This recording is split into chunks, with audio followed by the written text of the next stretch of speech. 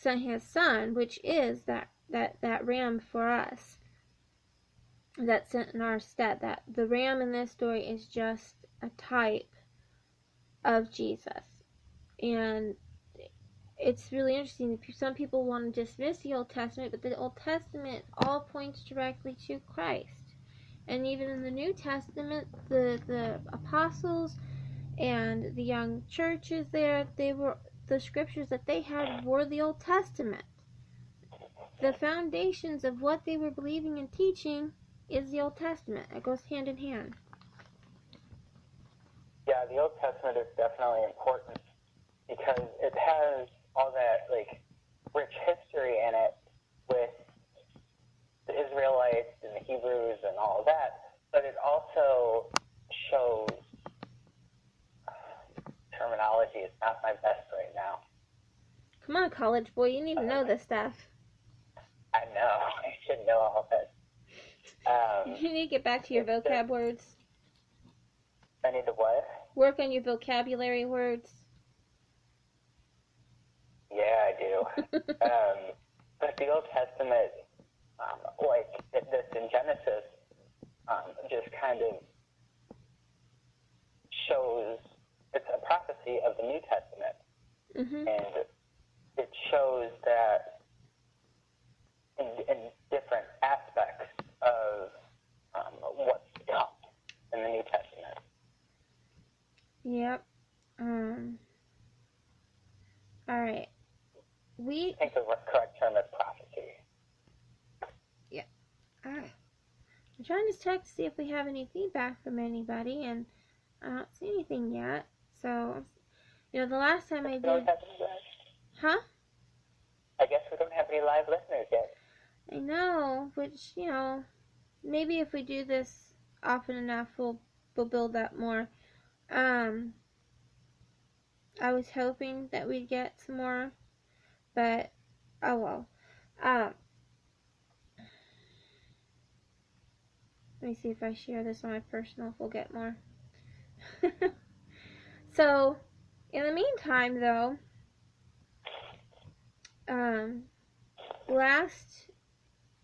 not last week, but earlier in this month, one of our last podcasts that we had, I had Brother Troy McGahan on here, and we talked forum questions. And so I'm going to throw out some of these to you to see what you think of these. The first one, well, it's the beginning of the new year. So we were talking about New Year's resolutions. Are they good? Are they bad? Why or why not?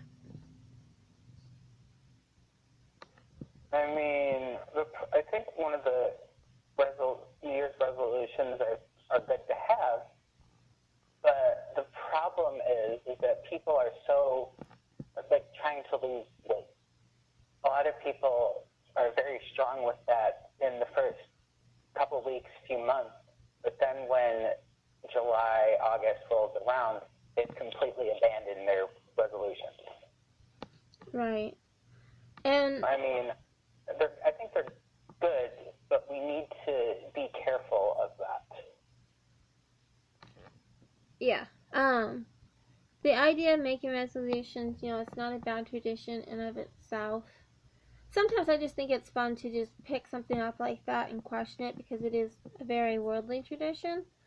But I don't think it's necessarily a bad one. What's bad is, it's gotten to the point where even though it's a tradition, our society also makes fun of it because we don't stick to it. And so often it is just kind of a joke. Oh yeah, this is going to be my New Year's resolution. But it ties in very strongly, I think, with our idea last December and November. We were talking about good intentions. And people start these New Year's resolutions with good intentions. And in January, we're talking about sacrifice. And oftentimes the intent is to sacrifice something, either so we have better health, or maybe even just, I'm going to sacrifice my time, me time, or whatever, so that I can spend more time with the Lord or do something like that. In which case, the benefit is so much greater. Yeah, sometimes it might feel like a drag. Oh, I'm not doing whatever it is I'd be prone to do, like watch TV or something like that. But if you're giving that up for something like, reading your scriptures, spend time with your family, or, something, there's a huge benefit to it. Oh, I agree. I think going back to the good intentions, we have to look at those resolutions and see what our intent is. If it's to grow in our faith and to glorify the Lord, then that's probably a good resolution. Yeah. If it hinders that, you might want to rethink it. Right. And just like when we're talking about good intentions, we talk about what are our motivations for doing something. Make sure that it really is in line with what God would have for us. Not just there's general principles, but then there's particular callings as well. Is this a good thing in general, but is this not necessarily something in particular for you?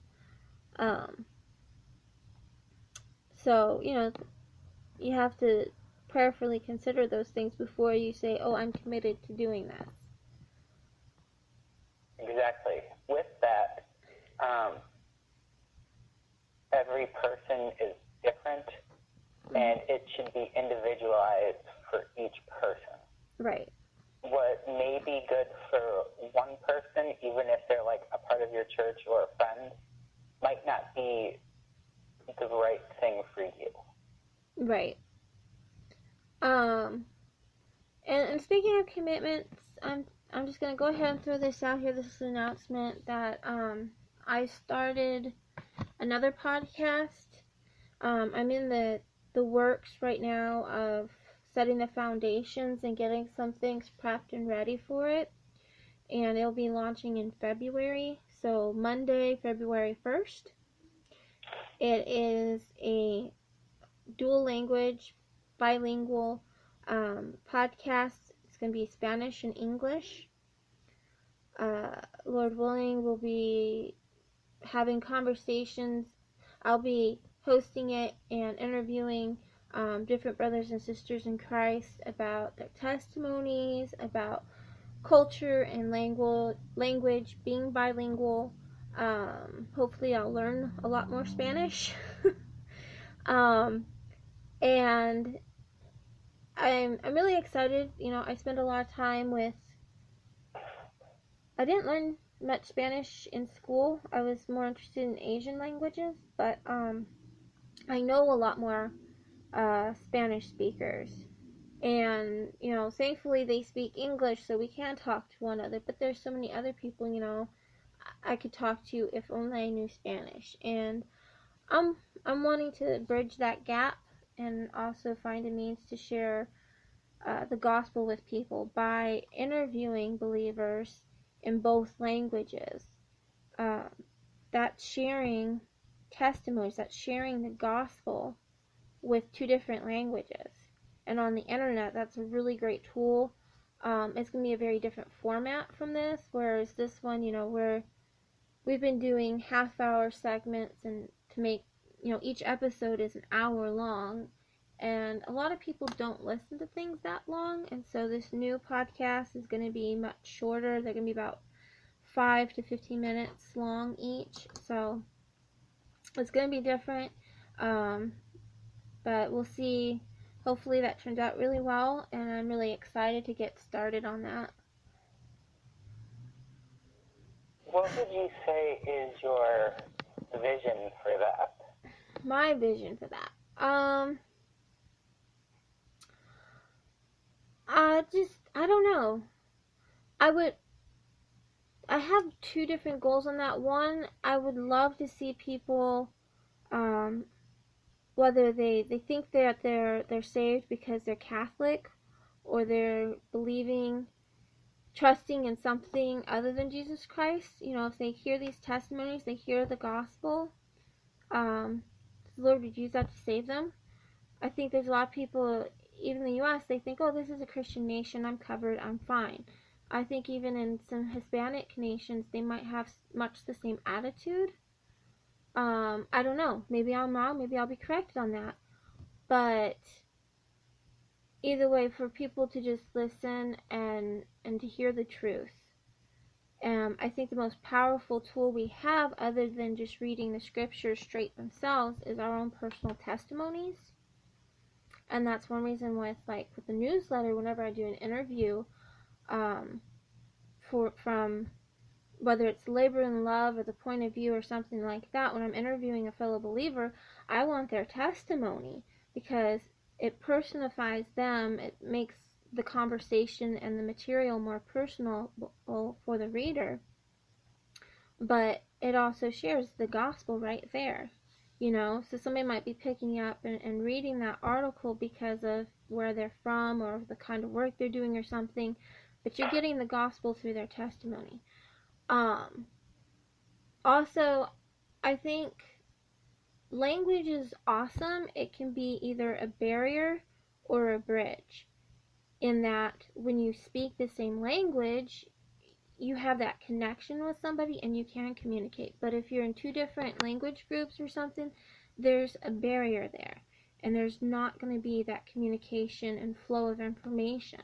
And so I would love to bridge that gap between people of like faith, between people who are saved but maybe have different denominations or whatever,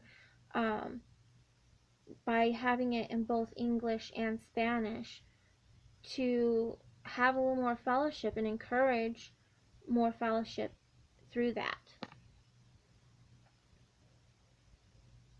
Sounds like a good plan to me. and those are my goals. But when it comes to salvation and things, that's totally up to the Lord. The best I can do is try to put something out. And so I'm really excited. I got 2 interviews lined up for this week. So that's going to be fun. And hopefully what I'll do, because they're going to be, the interviews themselves, when I sit down and do them, are going to be kind of long. But because I'm going to cut them into smaller parts, I'm hoping 2 interviews might be a month worth of material.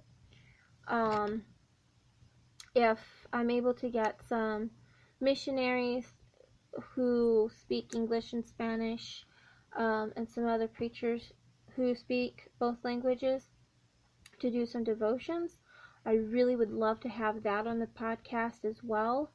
I'm hoping to have some people maybe teach how to say memory verses in Spanish on the podcast and help me learn Spanish on the podcast.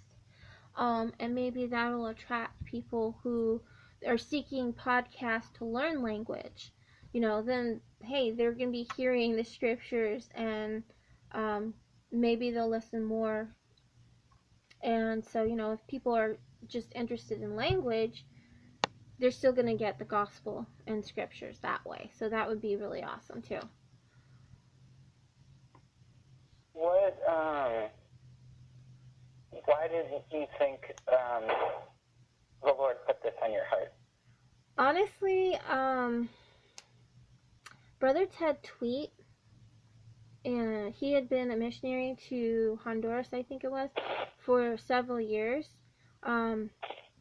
He's a friend, and he's been stateside for a while now, and he was up in Seattle, and he had a Spanish language mission work in Seattle, because there's a huge Hispanic population there.